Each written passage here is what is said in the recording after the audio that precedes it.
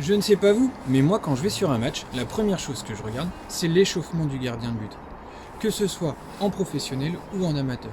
Et je constate qu'il y a un écart énorme entre ce que font les gardiens de but professionnels dans ce métier et ce que vont faire les gardiens de but amateurs, et encore pire, les jeunes gardiens de but. Pourquoi ? Parce qu'il y a une méconnaissance des astuces pour réussir correctement son échauffement et y aller dans les meilleures conditions possibles pour réussir son match.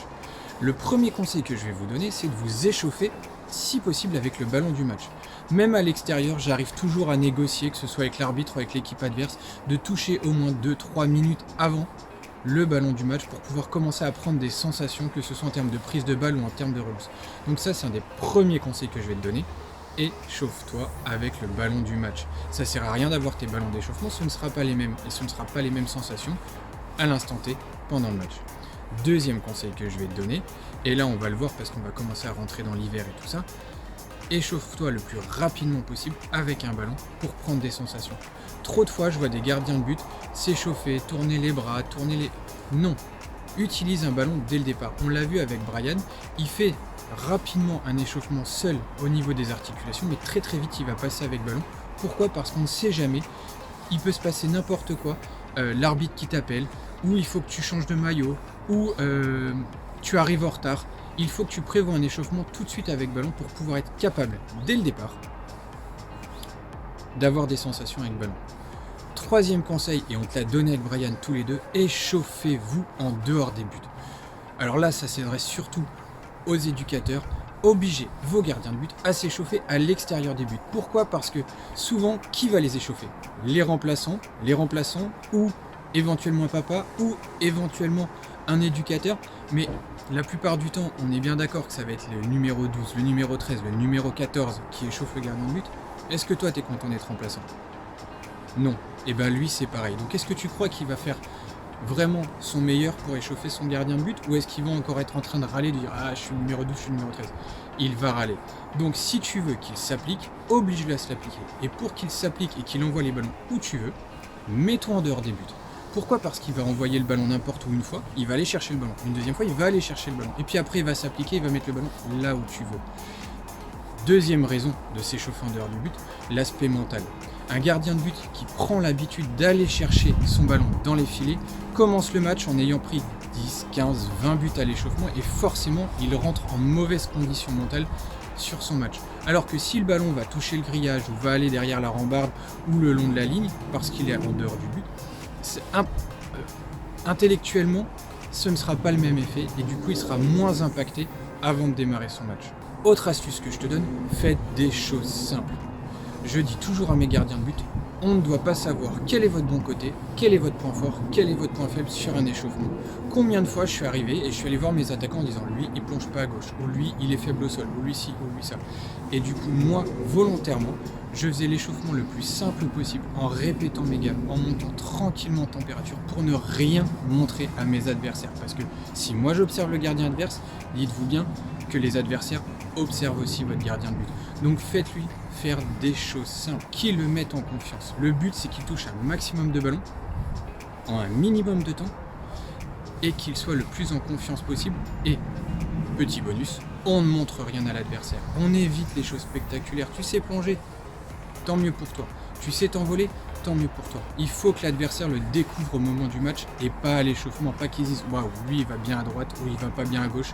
Ça il ne doit pas le savoir. Donc fais des choses simples. Autre chose que je vois régulièrement, les gardiens de but qui s'échauffent à part. Ok, mais vous faites partie d'une équipe, vous faites partie d'un groupe. Donc à un moment, trouvez le temps pour faire partie de ce groupe. Moi je sais que souvent, la première partie de l'échauffement, celle sans ballon, je la faisais du coup moi avec ballon, mais je me mettais au milieu de mon équipe et je discutais.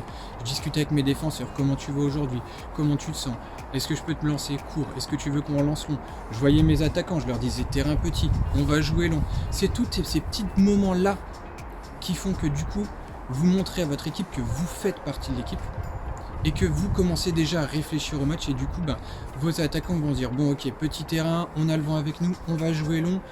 Et ils se placent en fonction. Donc c'est à ce moment-là où vous mettez les petites stratégies, les petites tactiques en place pour bien réussir votre match. Donc n'oubliez jamais, vous faites partie d'un groupe. Ne vous isolez pas. Moi j'insiste beaucoup pour que mes gardiens de but que ce soit en sortant des vestiaires ou en rentrant des vestiaires, discutent avec leurs partenaires. Dernier conseil, et pas des moindres, prévoyez toujours 2 voire 3 tenues. Vous allez vous échauffer, vous allez monter en température, puis vous allez rentrer en vestiaire ou pas. Là, à ce moment-là, pensez à changer de maillot. Pourquoi ? Parce qu'on ne sait pas comment va se passer le match et pour peu qu'il fasse froid, pour peu qu'il pleuve, si vous êtes monté en température, votre tenue du coup va vous maintenir chaud avec de la transpiration, puis vous allez avoir de plus en plus froid pendant le match et c'est là où vous pouvez du coup perdre de la concentration, perdre de la lucidité. Pourquoi ? Parce que votre tenue est trempée par la transpiration et que du coup vous êtes plus à essayer de vous réchauffer, à garder cette température plutôt que si vous partez avec une tenue propre, donc votre tenue de match. Là du coup vous n'avez plus qu'à garder la température, votre corps à température mais avec une tenue sèche, ce qui est beaucoup plus facile, là surtout pendant l'hiver.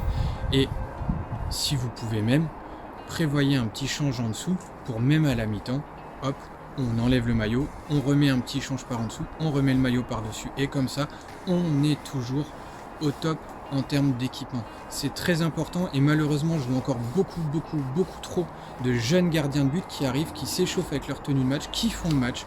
À la mi-temps, ils rentrent, ils ne se changent pas, ils sont souvent trempés, surtout quand il pleut, et ils repartent faire la deuxième mi-temps et on s'étonne qu'en deuxième mi-temps ils sont moins performants qu'en première.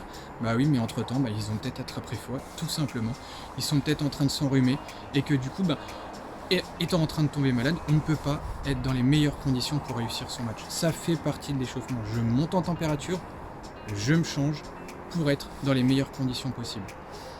Chaque gardien a ses astuces. Là, je vous ai donné les miennes. Peut-être que vous en avez d'autres. Peut-être que vous avez, comme on l'a vu avec les routines, avec les commentaires, n'hésitez pas à me donner vous aussi vos astuces pour que tout le monde puisse en profiter. Vos astuces sur votre échauffement. Moi je fais comme ci, moi je fais comme ça, moi je préfère m'échauffer d'abord dans les buts puis ensuite en dehors ou l'inverse.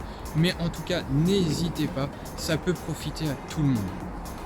Pour ceux qui ne l'ont pas encore fait, pensez aussi à vous abonner pour avoir les dernières vidéos. Ceux qui ne l'ont pas encore vu, j'y ai fait référence, allez voir la première vidéo sur la routine d'échauffement, c'est très important parce que du coup ça va vous montrer par des cas pratiques ce que j'expliquais là. Maintenant, je vous souhaite bon match, bonne saison, bon entraînement et à bientôt!